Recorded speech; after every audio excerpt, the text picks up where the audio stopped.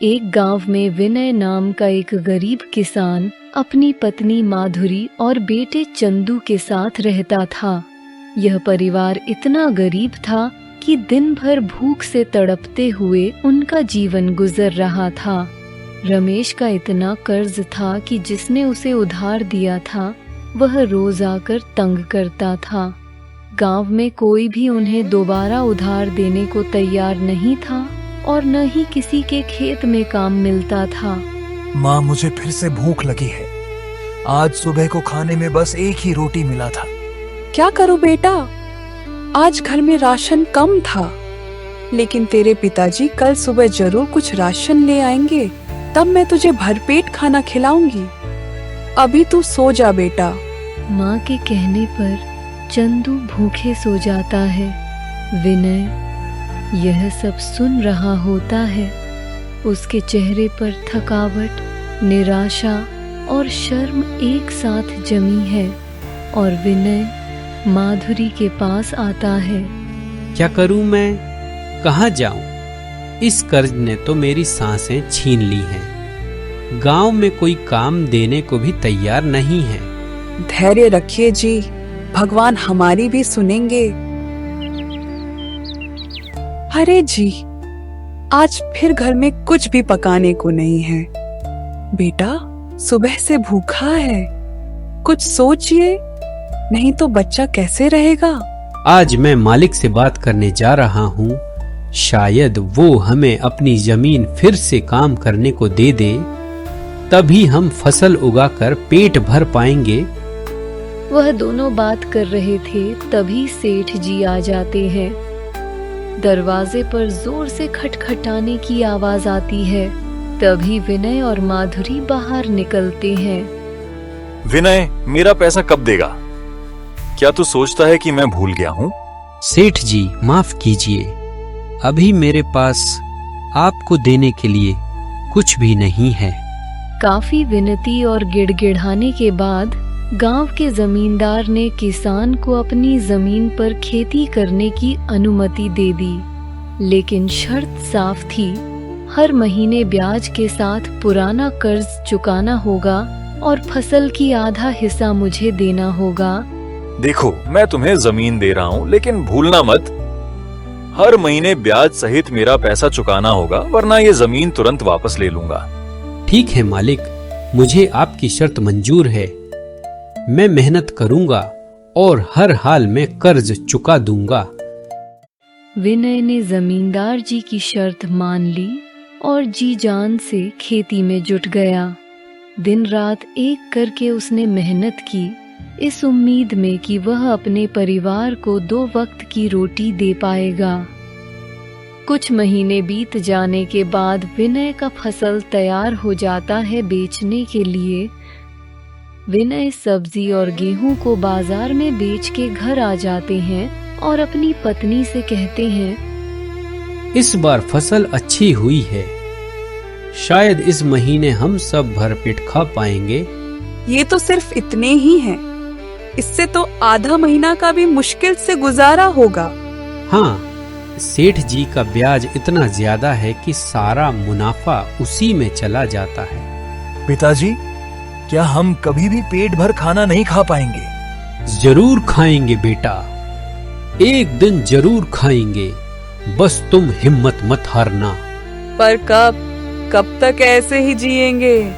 मैं अब और चंदू को भूखा नहीं देख सकती। मुझे पता है माधुरी, यह बहुत मुश्किल है, लेकिन मैं हार नहीं मानूंगा। जब तक मेरे शरीर में जान है, मैं तुम्हारे और चंदू के लिए लड़ता रहूंगा। हमें बस एक सही मौका चाहिए, जिससे हम इस गरीबी से बाहर निकल सकें। खेत में विनय काम कर रहे हैं। तभी जमींदार जी विनय के पास जाते हैं और कहते हैं, अरे क्या बात है, बहुत बढ़िया सब्जियां उगा रखी हैं। सुनो, इसमें से आधी सब्जियां मुझे दे दो। मालिक, इस बार फसल बहुत कम हुई है।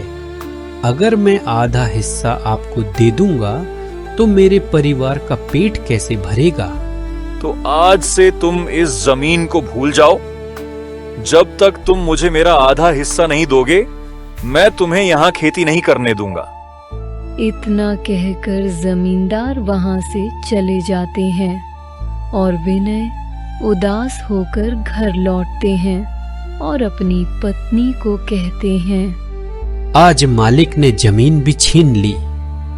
कहा अब खेती नहीं करने दूंगा।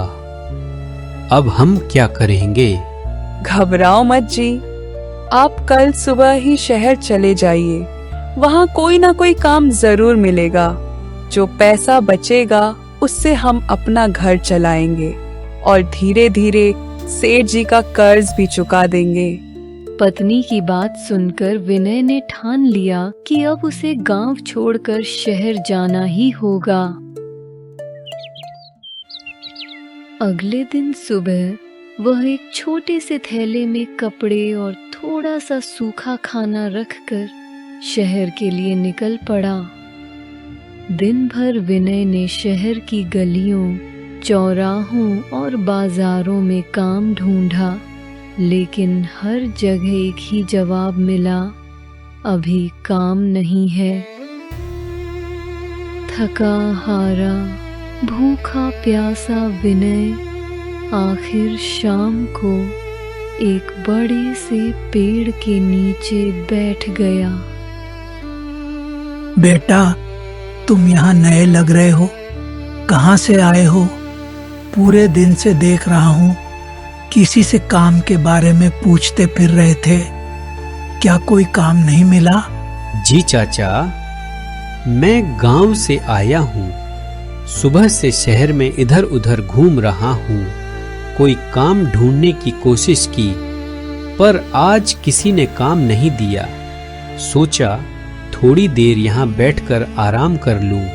अच्छा, तो चलो मेरे साथ। मेरा यहीं पास में घर है। मैं एक सेठ को जानता हूँ जो तुम्हें काम दिला सकता है। खाली बैठे रहने से अच्छा है, चलकर कोशिश करते हैं। विनय को लगा जैसे अंधेरे में कोई उम्मीद की किरण दिख गई हो। उसने तुरंत उठकर बुजुर्ग के साथ चलना शुरू किया। शायद यह मुलाकात उसकी जिंदगी बदलने वाली थी। माँ, 2 दिन हो गए, कुछ भी नहीं खाया। बहुत भूख लगी है माँ, मुझे कुछ खाने को दे दो। बेटा, तू फिक्र मत कर, मैं देखती हूँ, कुछ इंतजाम करती हूँ। तू बस यहाँ बैठ, मैं अभी आती हूँ। माँ अपने मासूम बेटे को छोड़कर गांव के घर घर घूमने लगती है। उम्मीद बस इतनी कि कहीं से एक रोटी मिल जाए जिससे उसके बच्चे का पेट भर सके। बहन जी, मेरा बेटा बहुत भूखा है, खाने के लिए 1-2 रोटी मिल सकती है। अगर तू मेरे घर का बर्तन साफ कर देगी तो मैं तुझे एक वक्त की रोटी दे सकती हूँ। हाँ बहन जी, कर दूंगी। माधुरी ने चुपचाप सारे बर्तन धो दिए और बदले में उसे एक थाली में 2 रोटी और थोड़ा सा सब्जी मिली। वह लेकर सीधे घर आ जाती है। ले बेटा, खा ले, तेरी भूख मिट जाएगी।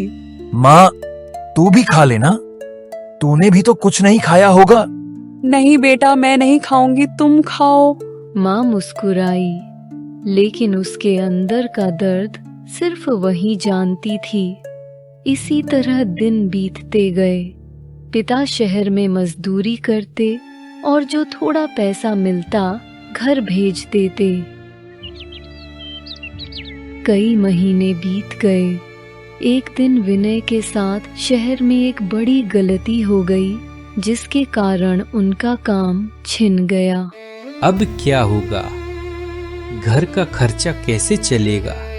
वो उदास मन से घर लौट रहे थे, तभी रास्ते में उन्होंने एक बुजुर्ग महिला को गिरा हुआ देखा। बेटा, जरा मदद कर दे, मुझे घर तक पहुंचा दे, मैं चल नहीं पा रही हूँ। आओ माँ जी, मैं आपको सहारा देकर घर छोड़ देता हूँ, चिंता मत करो। विनय ने उसे सहारा देकर घर तक पहुंचाया। रास्ते भर उन्होंने उसकी बातें सुनी, बूढ़ी औरत का कोई अपना नहीं था। घर पहुंचकर उसने विनय को अंदर बैठाया। बेटा, तूने आज मेरी जान बचाई है। ले, ये मेरे पुराने सोने के गहने मेरे किसी काम के नहीं, लेकिन तेरे काम आएंगे।